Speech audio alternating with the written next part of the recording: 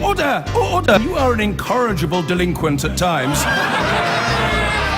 Behave yourself, man!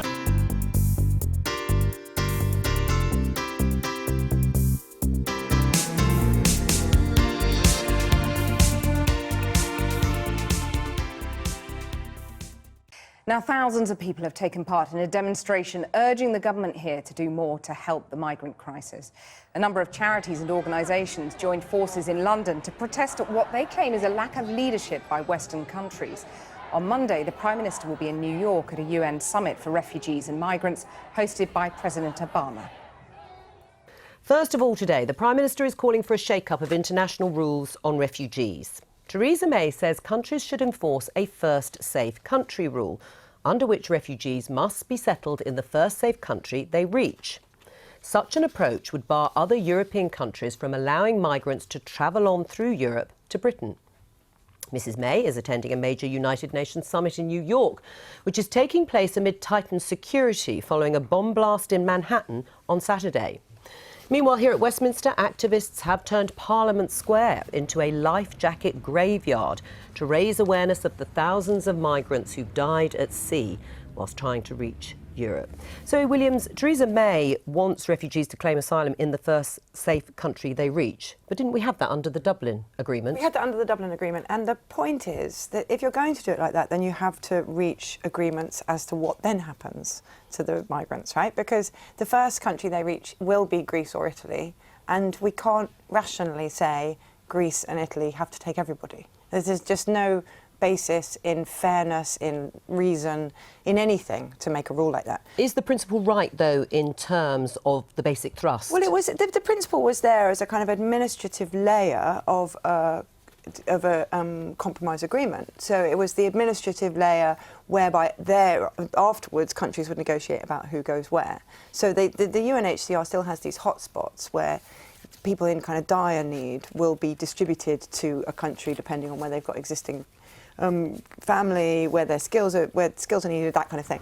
And so you'll get a hotspot in Lesbos, and everybody from Syria will be sent to the hotspot. Right. That situation, that kind of system works quite well, but it only works well if countries are cooperating and they are taking their fair share of refugees. But do you think it was because the focus was on Greece and Italy for many of the migrants and refugees that were coming from the Middle East or Africa? But actually there are other parts of the world who could perform that duty. I mean, many of the migrants fleeing Iraq wouldn't necessarily be hitting those countries first, but others. Oh, I mean, that is a dead duck, I'm afraid, that argument, because already, if you look at the number of refugees Europe is taking compared to the rest of the world, it's minuscule. You know, Africa is taking a huge number of refugees. The Middle East is taking a huge number of refugees. They're taking millions and millions and millions of people a year.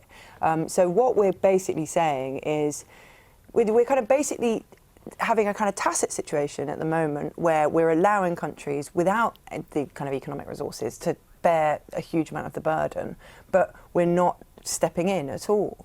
She's also making this argument that we need to distinguish even more forcefully the difference between economic migrants, so people seeking a better life, rightly or wrongly, and those genuinely seeking persecution. So let's take the example of Syrian refugees, because it would increase public sympathy and public support for the genuine refugees. Does she have a point? I don't think that's. I mean, I think this is just a kind of rhetorical switch on her part. The point is that we've already got in place a system of differentiating between genuine asylum seekers and economic migrants. But they have been lumped in together, haven't they? Do you mean in the boats coming over? Yes. I don't really agree with that, actually, because the passage is so dangerous and it's so perilous that if you're talking about economic migrants in that situation, you're talking about people who are getting on a boat rather than face starvation. Now, if that's I think that's probably as legitimate as leaving because you face persecution, but it's really tragic when you're in Lesbos.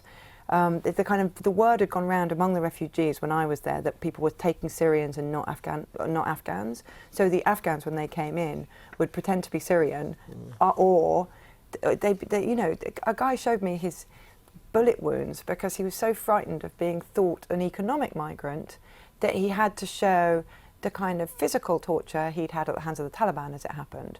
Now, this is just appalling. This is so inhuman that people arrive and they think that's what we need. We need to see actual wounds before we respond to them as human beings. It's really appalling. And when you look at the wording of the Refugee Convention and the aspirations we had as people to help and how far we're falling short of it, it's extraordinary. Let's leave it there. I've been